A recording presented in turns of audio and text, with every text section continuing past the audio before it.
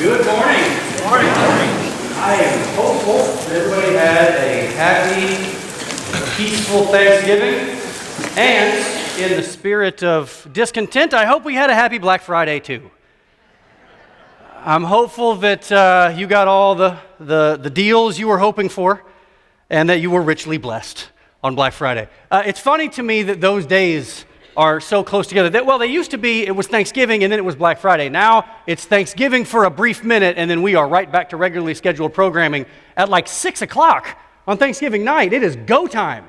We used to have the night to sleep and then you get up in the morning and go. Now it's just straight go time right at the end of the Thanksgiving meal. Thanksgiving is a day that we set aside to be thankful for what we have. And then before the leftovers can be attacked, we're already back at it again. We're back at chasing things that we don't really necessarily want. We didn't know we needed them. We didn't even know they were a possibility until they went on sale, and now we can't live without them. That is what Black Friday is all about, and it's also a little bit about what we're going to talk about this morning. This morning we're talking about the idea of being content. Discontent, the concept around discontent is something that is extremely prevalent in our current culture. The idea that my things aren't good enough. The idea that my status isn't quite good enough. The idea that my life isn't quite good enough. My kids don't necessarily measure up. My husband, my wife is not quite what that other person's husband and wife is.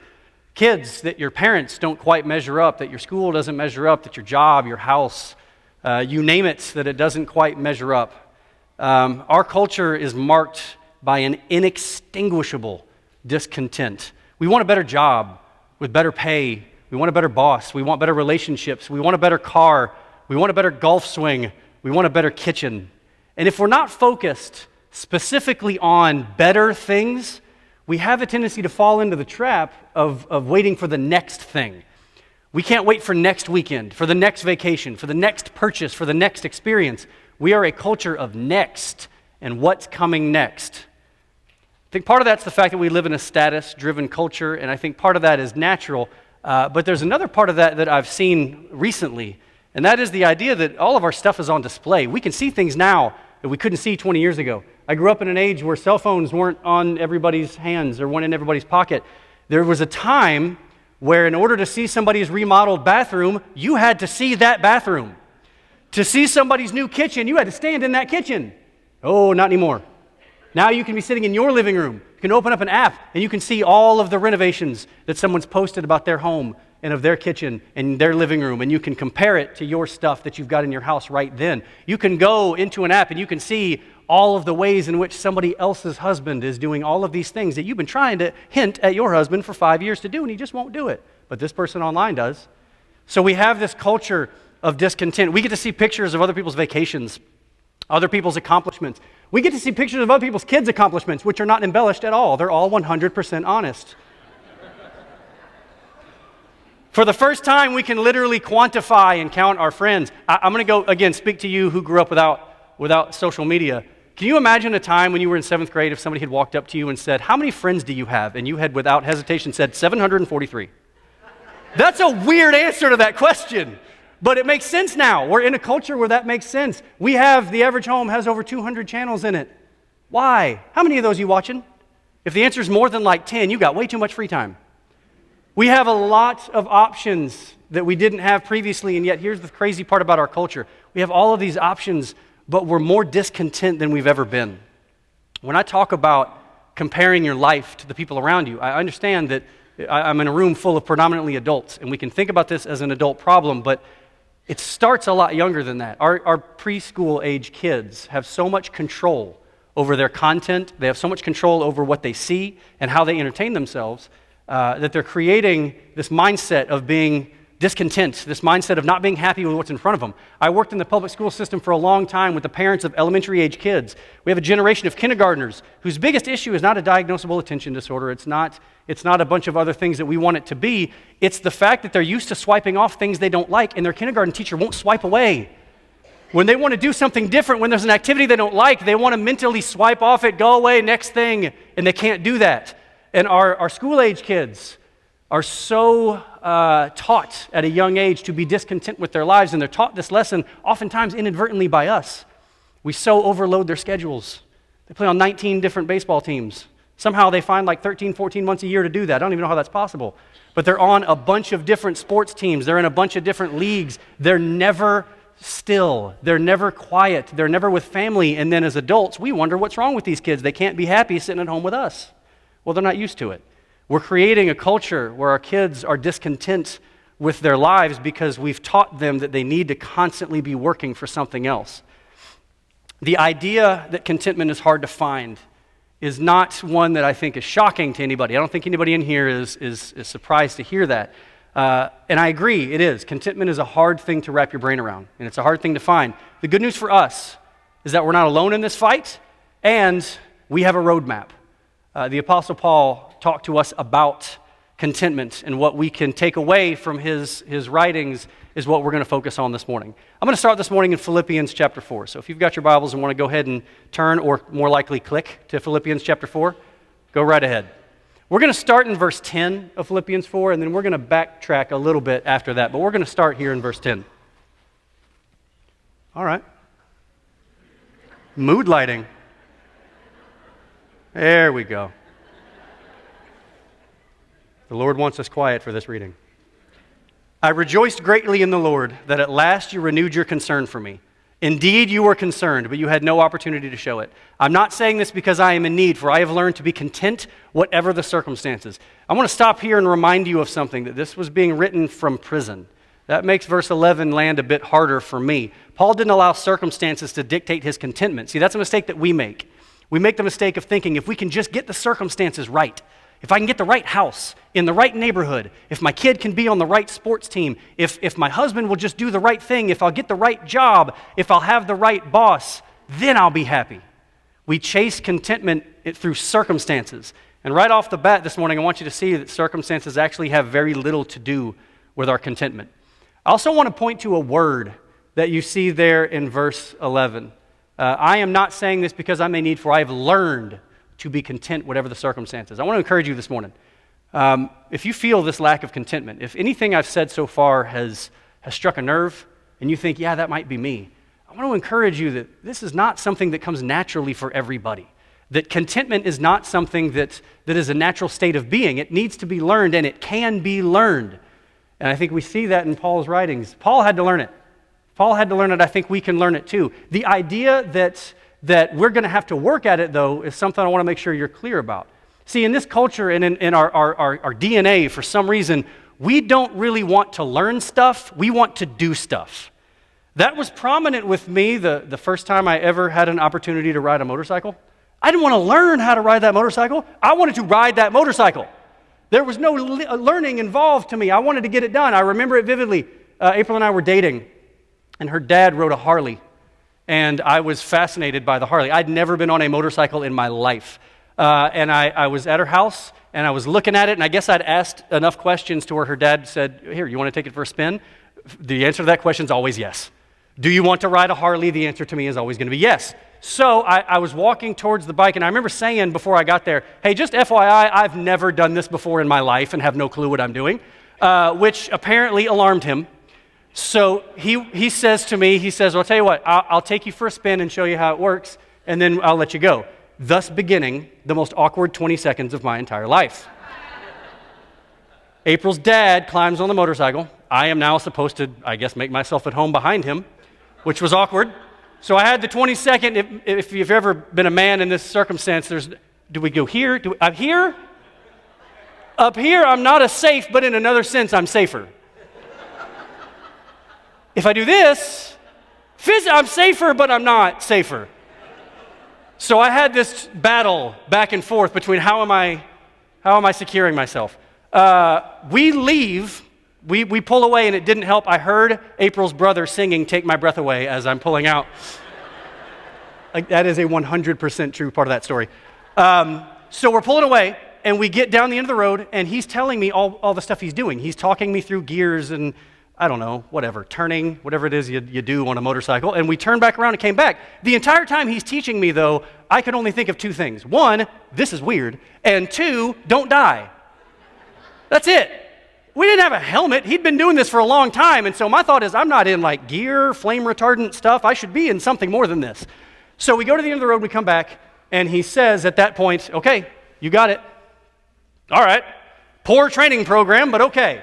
So I hopped on and I rode down to the end of the road and I turned around and I came back and I was hit with this overwhelming feeling. I'm doing this. This is working. I'm being successful at this. And I see April and her entire family all kind of scattered on the front yard. And I come up to the driveway and I'm slowing down and I come to a stop and again thinking, victory, I've done this. And as I come to a complete stop, that's when I learn Harleys are heavy. And it started to go. And I was already a little wobbly-legged from, the cheating death that I'd already done. And so I go to stop, and I put my foot down. My little chicken leg doesn't keep the bike up. I lay the bike down. In front of my girlfriend at the time, April's entire extended country family. That was amusing to them. Not the most embarrassing part of that, though. The most embarrassing part was I try to quickly correct my mistake, and I can't because it's too heavy. So April's daddy had to come help me pick up the motorcycle I laid down. It took a lot of pain and it took a lot of embarrassment and it took a lot of practice to learn how to do this appropriately. And I want you to know something. The idea that learning is a process and the idea that it's embarrassing and the idea that it's painful and the idea that it's clunky. It's true with something as ridiculous as riding a motorcycle, but it's true about contentment as well. We can learn to do this, but that process is going to be a bit uncomfortable. It's going to be a little bit clunky, and there may be moments where you think, I can't believe I just did that. Let's move on to verse 12, and we're going to see what I'm talking about. I know what it is to be in need, and I know what it is to have plenty. I have learned the secret of being content in any and every situation, whether well-fed or hungry, whether living in plenty or in want. I can do all this through him who gives me strength. Paul gives us a bunch of extremes here, but he does it in the context of being content. He's telling us he can relate to the worker who's been laid off as much as he can relate to the worker who just got a big promotion. He can relate to a family who truly doesn't know where their next meal is going to come from as much as he can relate to a family that eats out at nice restaurants 6 nights a week. He can relate to people who struggle to keep their electricity on as much as he can relate to people who've literally never had that thought. Those people can all find contentment in the same place. Their circumstances don't matter.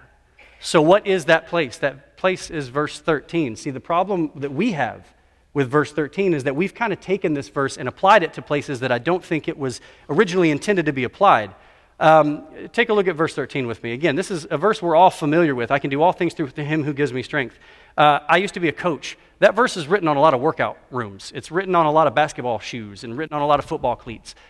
We tend to apply this to like those physical feats and those things that the superhuman things that we're looking to do. We use this verse to give us the strength to do an extra rep in the gym. Now, don't get me wrong. If that motivates you, if that's what this scripture means to you, if that's what it says to you, then by all means, don't let me take that away from you. But I want you to understand something. The context of this verse is contentment. The context of this verse wasn't Paul saying, I can run a faster mile through him who gives me strength. It was Paul saying, I can be happy when I'm broke because of Christ who strengthens me. I can be happy when money is tight. I can be happy when I look across the road at the neighbor's house and I see things that they have that I don't. I can be happy in that circumstance. So understand, when we need this verse the most is not when we're trying to max out and get a heavier weight in the weight room. When we need this verse the most is when we're not content. So how do we find the contentment that Paul describes? How do we find the contentment that exists in all circumstances? I'm going to give you 3 things that I think might help us as people get to a place of contentment like what Paul describes. First, I think contentment begins with realizing that we're already blessed. So before we even consider our wants or our needs or what we're looking for, I think we need to take time to examine what's already there. This is a prominent theme of Paul's writings. He's thankful, he's grateful. He offers up a lot of thanksgiving for the people in his life and for the people who support him. But I'm going to go to a different place this morning just because it stood out to me personally. I'm going to go to John 6 for just a minute. In John 6, some pretty amazing stuff happens. The chapter opens with the feeding of the 5,000. So we've got the story of the feeding of the 5,000, which we'll get to in just a second. But in verse 2, I want to make sure we've seen this. In verse 2, we're told, and a great crowd of people followed him because they saw the signs he had performed by healing the sick. Here's why that's important. The crowd of people that you see at the miracle had already been following Jesus because of the miracles. So that's one. We already know that the people who are there because they'd seen miraculous stuff or they'd heard miraculous stuff. So they're aware that Jesus is doing amazing things. Then we have the feeding of the 5,000. So Jesus takes 5 barley loaves, he takes 2 small fish, and he feeds this massive crowd enough food that they've got leftovers. So that's 2. We've got one where the people are, Jesus is healing the sick, and that brings people to him. We've got the second thing, he feeds these people in front of them, so they can see this miracle as it unfolds. Then we've got in verse 19, Jesus walks on water. Verse 22 indicates that the people who were there knew something had happened. Now, we don't know for sure whether they're certainly aware that he walked on water, but we know that they know something, and here's why we know that. In verse 22, it says, the next day, the crowd had stayed on the opposite shore of the lake, realized that only one boat had been there, and that Jesus had not entered it with his disciples, but that they had gone away alone. So once the people crossed the lake, they asked him in verse 25, when did you get here? There's amazement in that question. Something has taken place. So that's 3. So this crowd of people that we're talking about, number 1, they showed up because of the miracles that Jesus was performing. Number 2, they saw a miracle. They watched as he did this incredible thing. And number 3, they then witnessed him do something else on top of the 2 things he'd already done. But I want to draw your attention to verses 29 and 30 of John chapter 6. Verse 29, Jesus answered, the work of God is this, to believe in the one he has sent. Verse 30, so they asked him, what sign then will you give that we may see it and believe you? What will you do? What will you do? What sign will you give? You heard the things we just rattled off. These people had seen miraculous things. To then ask, what will you do? What sign will you give us so that we can see who you are, so that we can have proof that you are who you say you are? To me, in our culture, we read this and we think it must have been ungrateful. They're blind, they're selfish, they're greedy, they're discontent. I also think it's us. I think we oftentimes are the people in this story. Here's what I mean. God's worked miracles in your life. I know that to be true, and I know he's worked them in mine. He's given us a multitude of things that we can focus on. He's given us a trail of blessings, this long parade of miracles after miracle after miracle after miracle. But we get so hung up in wanting what's next that we don't recognize the miracles he's given us. We live in a country that allows us to do this without fear of being jailed when we walk outside.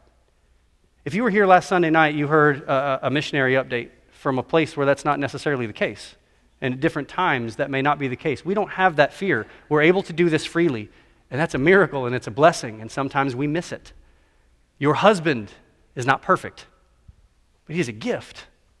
He's a miracle. He's a gift from God. And I got a lot of proud husbands beaming at their wives right now. Yeah, I'm a miracle.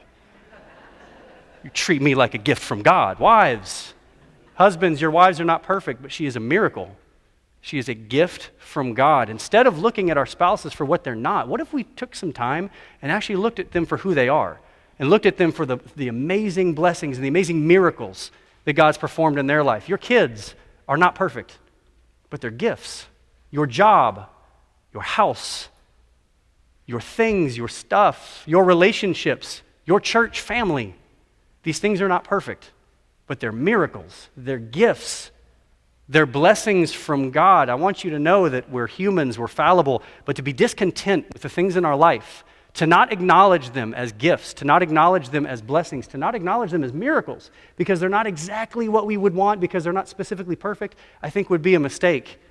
So I ask you this morning, how would your relationships be different if you viewed each one of them as a gift from God? Would you be a little more patient with your wife if you viewed her as a gift from God? Would you be a little more compassionate with your husband if you viewed him as a gift from God? Would you be a little more patient with your kids if you viewed them as a gift from God? Would you be a little more patient when during the prayer your 2-year-old slips under the pew and runs around the other side, which, no joke, just happened to me about 20 minutes ago? Would you be a little more patient if you view them as a gift from God? Folks, I want you to know something this morning, and if you take nothing else out of this section, I want you to take this away. The grass is not greener on the other side. The grass is greener where you water it. The grass is greener where you spend your time and where you delve into the most. And I promise you this, if you view the things in your life as gifts, as blessings, you are going to be much more likely to water them. You're going to be much more likely to engage in the kind of behaviors that bear fruit in those relationships. So we start by acknowledging that God's already performed miracles, but that's not where we end. Contentment also involves being deliberate in focusing on the good things in God's creation. I want to explain to you what I mean by this. We're going to back up a little bit in Philippians chapter 4. We're going to look at verse 4. Rejoice in the Lord always. I will say it again, rejoice. Let your gentleness be evident to all. The Lord is near. Do not be anxious about anything, but in every situation, by prayer and petition, with thanksgiving, present your requests to God. And the peace of God, which transcends all understanding, will guard your hearts and your minds in Christ Jesus. Verse 8 is where I really want you to pay attention to what we're going to do here. Finally, brothers and sisters, whatever is true, whatever is noble, whatever is right, whatever is pure, whatever is lovely, whatever is admirable, if anything is excellent or praiseworthy, think about such things. Whatever you have learned or received from me or seen in me, put into practice, and the God of peace will be with you.